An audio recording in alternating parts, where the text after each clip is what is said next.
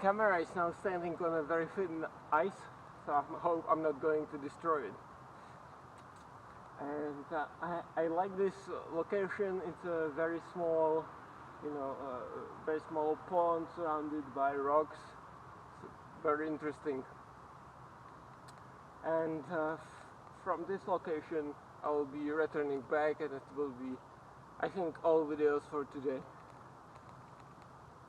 So thanks to visiting me at the Ritter station. See you. Bye.